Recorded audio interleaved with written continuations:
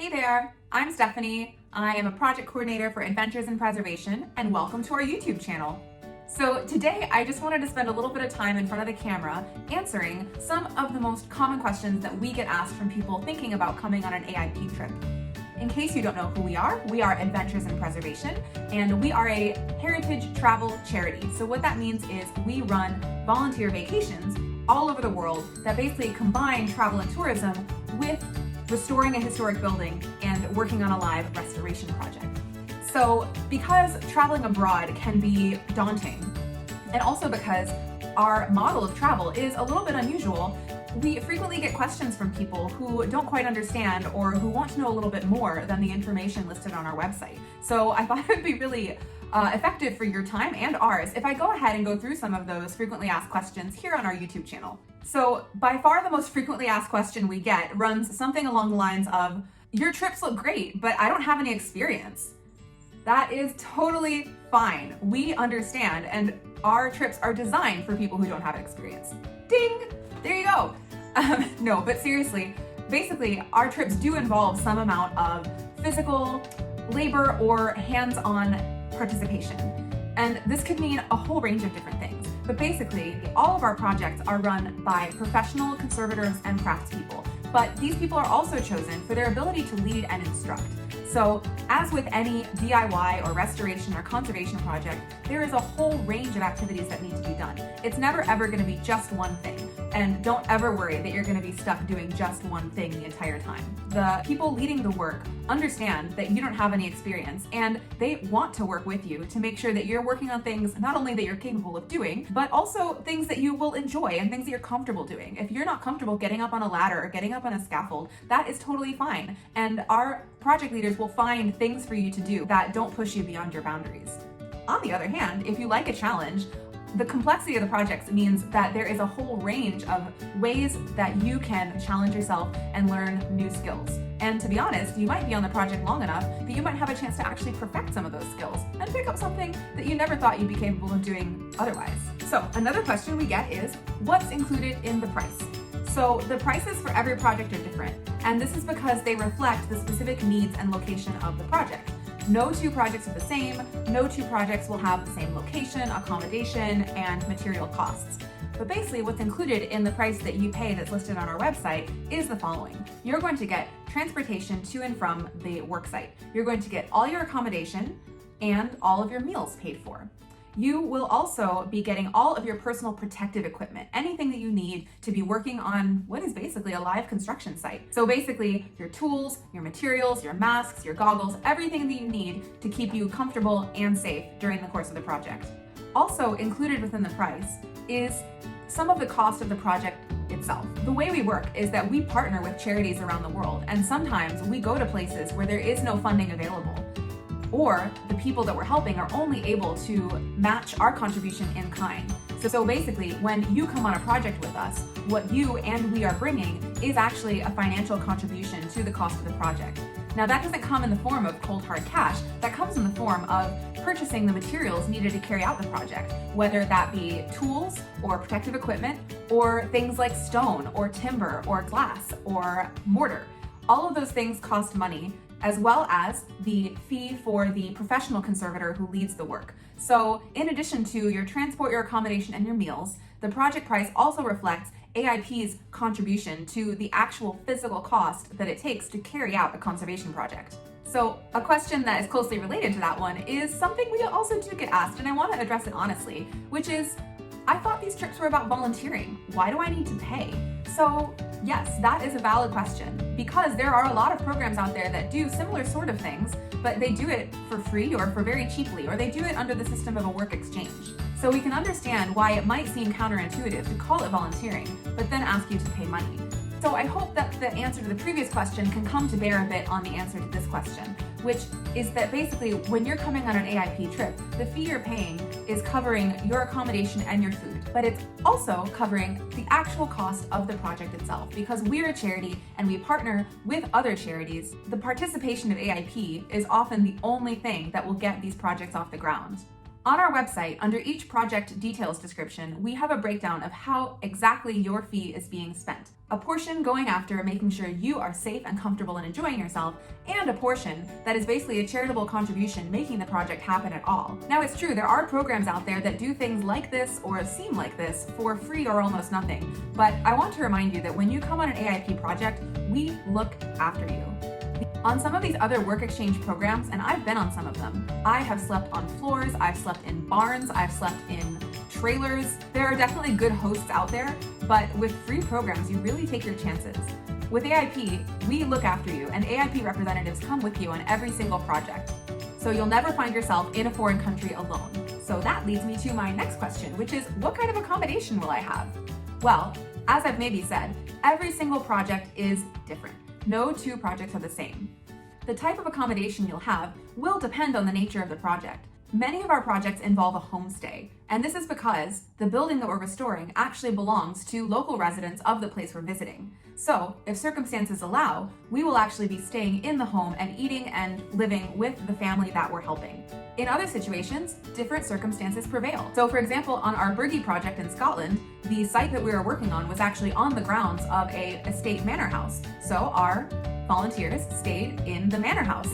It was very Downton Abbey. Contrastingly, for example, at our Dunnans Castle restoration project in the west coast of Scotland, things were a little more rural, so our participants were put up in log cabins in the woods, not far from site. As another example, sometimes you might mix homestay with alternate accommodation. For example, when we went to Kosovo to restore a tower house, some of the participants stayed with the family next door to the tower house, and some of the participants actually stayed in the tower house itself in the top floor. Whatever the situation, AIP makes sure that the accommodation is going to be comfortable and suitable. Remember, AIP representatives are coming with you, so if we wouldn't stay there, we would never ask you to stay there. Because of the unique nature of our trips, where we're actually going out into the communities and living and working alongside the people that we're helping where we're traveling, and because our participants rarely are put up in hotels as such, we arrange accommodation on a doubles basis. Now, if you want your privacy, we can absolutely arrange a single for you, and there will be a supplement fee. It's always the case with international travel that you want to make sure of things ahead of time before you get there. You don't want any nasty surprises, and sometimes you want to make sure that your special circumstances can be accommodated. So we frequently get questions from project participants asking whether we can accommodate this or that special circumstance or need, and the answer is almost always yes. This is one of the best parts of AIP. Because we're a small organization, we actually can be much more flexible than package tour companies. If you have a special circumstance, whether it's a dietary requirement or a physical limitation, or even just some preferences that you need to make us aware of, we can almost always accommodate it. Also, because of the nature of our unique projects, where you'll be on a construction site, you might have concerns about what you're going to be asked to do or what the physicality is of the tasks involved. Hopefully I already addressed this in one of the previous questions, but just to reiterate, you'll never be in a situation where you're asked to do something that you're not comfortable with. If you have a physical limitation, all you need to do is let us know ahead of time, and we will make sure that the project coordinators and the project leader knows about it and is ready to accommodate you. Because we're small, we're flexible, and because each project is unique, each trip can be adjusted to fit the requirements of the people going on it. Our groups are not large, and that means that you and your needs and your desires are important. When you're thinking about coming on a trip and you might have some of these questions or concerns, we want to hear from you. We want you to tell us how we can make this trip work for you. And the sooner you let us know about any needs or requirements, we're going to do our utmost to make sure that you're going to be happy and comfortable. Once you've registered for an AIP adventure, the next question is, what should I pack? The packing list for an AIP adventure doesn't look like your normal packing list, I have to say.